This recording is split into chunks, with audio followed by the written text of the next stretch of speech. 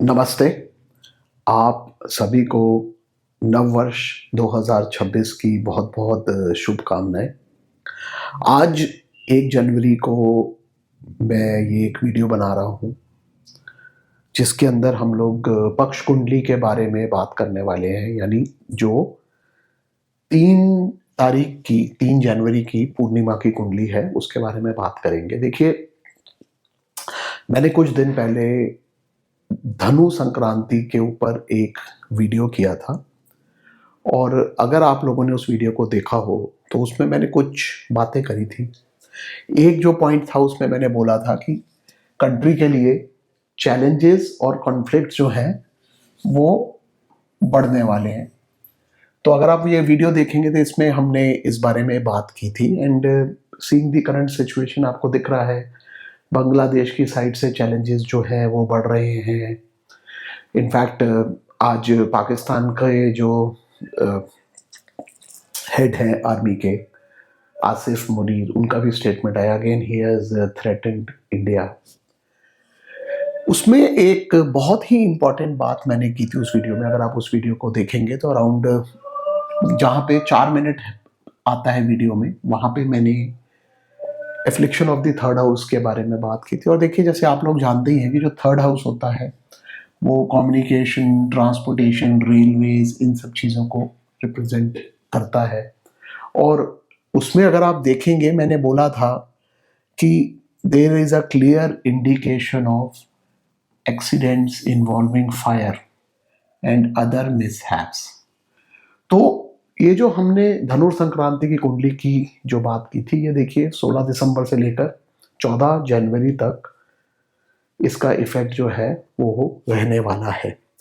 अब अगर आप पिछले 2-3 दिन देखें तो 2 रेलवे एक्सीडेंट्स जो हैं वो हम लोगों ने देखे थे। ये तो गॉड का ग्रेस है कि गुरु की दृष्टि है, जिस वजह से कोई मेजर डैमेजेस नहीं हुए। एक एक्सीडेंट जो है वो आंध्रा में हुआ था। एक ट्रेन में 2 बोगियों की आग लग गई थी जिसकी वजह से इश्यूज आए, बट गॉड की कृपा है, भगवान की कृपा रही कि कोई मेजर डैमेज नहीं हुआ। आई थिंक सिर्फ एक ही डेथ हुई है उसमें। Another incident was reported yesterday, जहाँ पे उत्तराखंड में चमोली जिले में लोकोमोटिव्स यानी 2 ट्रेन्स जो बीआरओ के लोग लेके जा रही थी, उनका ही शायद एक टनल के अंदर टक्कर हो गई, जिसमें अराउंड 100 लोग जो हैं वो इंजर्ड हैं। So this affliction of the third house जो है ये अपने इफेक्ट्स जो है वो दे रही है। बिकॉज यहाँ पे मैंने क्लियरली बोला था, there is a clear indication of accidents involving fire and other mishaps. तो वो चीज़ें हमारे को होती दिख रही हैं। उस वीडियो में मैंने और भी बातें की थी that 6th and 7th lord are connected, तो वॉर लाइक सिचुएशंस होने के चांसेस हैं। There are chances of some kind of religious disputes and the time is not good for the people who are in power, यानी जो high positions पे लोग बैठे हैं उनके लिए भी ये समय जो है इतना अच्छा नहीं है। अब आज मैं आप लोगों के सामने पूर्णिमा की कुंडली लेके आ रहा हूं। अगर आप इस चार्ट को देखें, अब देखिए, एक बात मैं यहाँ पे बताना चाहूंगा कि जो पक्ष कुंडली होती है ये 15 डेज के लिए वैलिड होती है, यानी 1 महीने के अंदर आपको 2 पक्ष मिलते हैं। तो एक अमावस और एक पूर्णिमा, ये 2 कुंडलियां बनती हैं। जनवरी के महीने में भी दोनों कुंडलियां मिलेंगी। ये जो कुंडली है 3 जनवरी की है और ये पूर्णिमा की कुंडली है। तो अगर आप इस चार्ट को देखेंगे, पहली चीज तो यहाँ पे अगेन वृषभ लगन आ रहा है। अब देखिए, वृषभ लगन जो है वो भारत की जो इंडिपेंडेंस डे की कुंडली है उसका भी है। सो वृषभ लगन यहाँ पे रिपीट हो रहा है। It is generally not considered good अगर सेम लगना रिपीट हो जाए तो। और इंटरेस्टिंग चीज जो है वो देखने की ये है कि यहाँ पे जो 8वां घर है इस कुंडली का, इसमें 4 ग्रह बैठे हुए हैं, Mangal, Surya, Shukra, Budh, which are reflecting this house.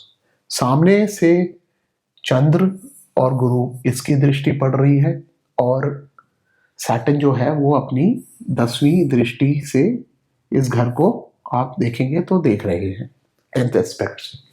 सो यहाँ पे अगर आप देखेंगे जो इंटरेस्टिंग कॉम्बिनेशन इसमें बना हुआ है, जो 8वां घर है उसके ऊपर सारे ग्रहों का इफेक्ट जो है आ रहा है। 8th हाउस के ऊपर all the planets are connected with the 8th house except Rahu and Ketu. अब देखिए 8वां स्थान जो होता है वो दुर्घटनाओं का स्थान है। 8वां घर जो है it is not a good house. वो अर्थक्वेक्स को, मिसहैप्स को, मेजर इश्यूज को, डेथ्स को, इन सारी चीज़ों को रिप्रेजेंट करता है। और इस समय हमारे देश की कुंडली का अष्टम स्थान जो है वो काफ़ी बैडली एफ्लिक्टेड है एज पर दिस पक्ष चार्ट। जैसे मैंने कहा है कि राहु केतु को छोड़ के सारे ग्रह अष्टम स्थान को देख रहे हैं। लेकिन अगर आप राशि चक्र में आते हैं, संकट राशि चक्र में, तो यहाँ पर जो धनु राशि है इसमें ये 4 ग्रह हैं और केतु जो है उसका संबंध यहाँ पे बन रहा है। ठीक है, वहाँ पे शनि की दृष्टि हट जाती है संकट राशि चक्र में, लेकिन इसके ऊपर केतु का एफ्लिक्शन आ रहा है। तो again Ketu acts like Mars and it gives suddenness, अचानक से कुछ होना।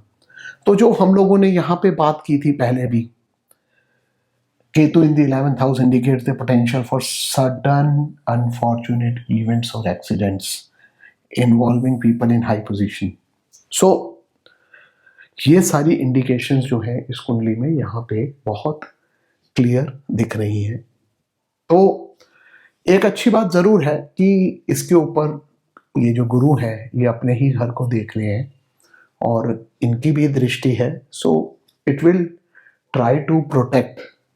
जैसे कि अभी आपने देखा कि जो 2 इवेंट्स हुए इसमें प्रोटेक्शन मिल गई हमारे को, बट अब जो है एफ्लिक्शन वो काफ़ी स्ट्रांग होती दिख रही है। सो 3 जनवरी से लेकर जो समय शुरू हो रहा है वो इतना अच्छा नहीं है स्पेसिफिकली हिंदुस्तान के लिए and lot of different countries also, क्योंकि धनु राशि एफ्लिक्ट हो रही है।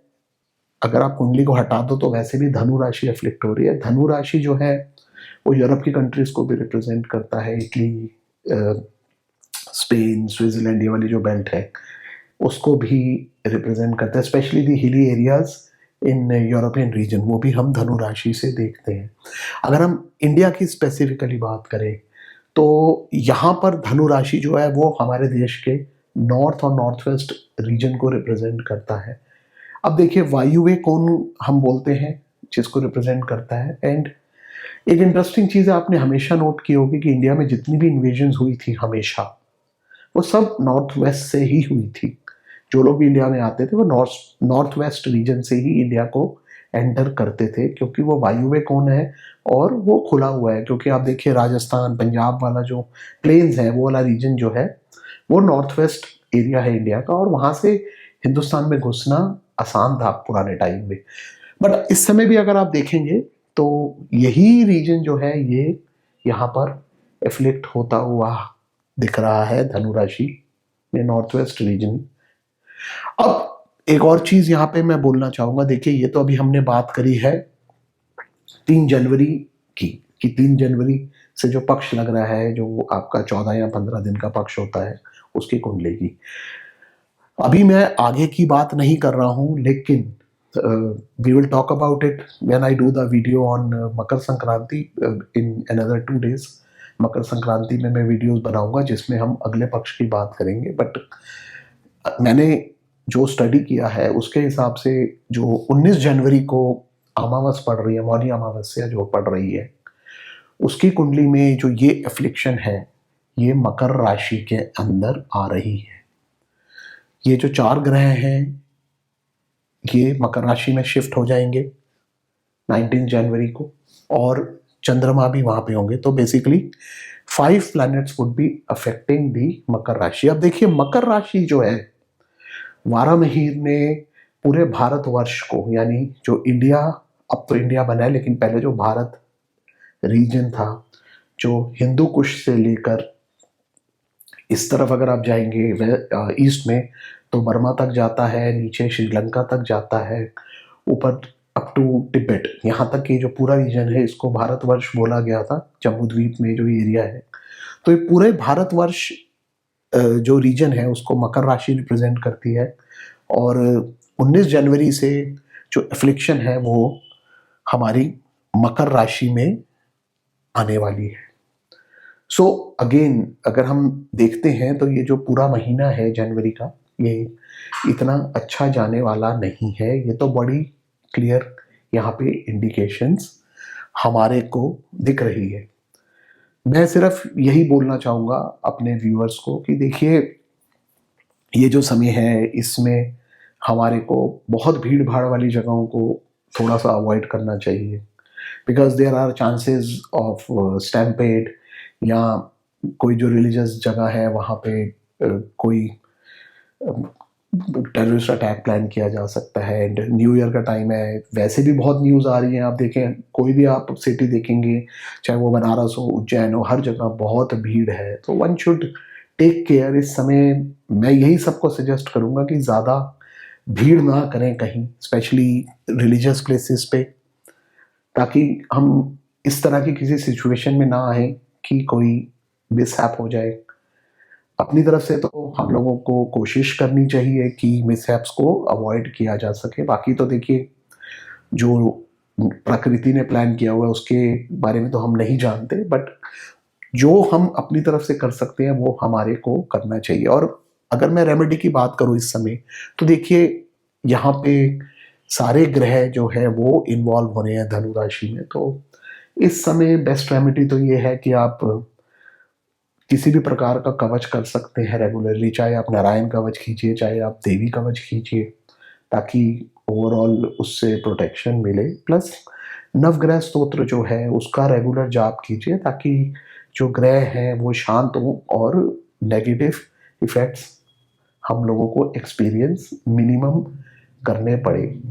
क्योंकि देखिए, धनु राशि जब भी एफ्लिक्ट होती है तो मिसहैप्स, एक्सीडेंट्स, वॉर्स, देखिए धनु वॉर का भी साइंस है, कोदंड राशि है वो, इस तरह की घटनाएं होने के चांसेस होते हैं। इसके अलावा अर्थक्वेक्स जो हैं वो भी एक्सपीरियंस किए जा चुके हैं जब भी धनु राशि एफ्लिक्ट हुई है। तो इसलिए please try to be safe, और आप अपना जो भी पूजा पाठ करते हैं, जाप करते हैं, वो जैसे मैं पहले भी बोलता हूँ कि उसकी ब्लेसिंग्स जो है वो अपने देश पे डालिए। लोका समस्ता सुखिनो भवन्तु, सर्वे जना सुखिनो भवन्तु, यानी मेरा लोक जो है वो सेफ रहे, मेरा जो ब्रह्मांड है वो सेफ रहे। आज के लिए इतना ही, और मैं अपने नेक्स्ट वीडियो में मकर संक्रांति के बारे में डिस्कशन करूँगा। धन्यवाद।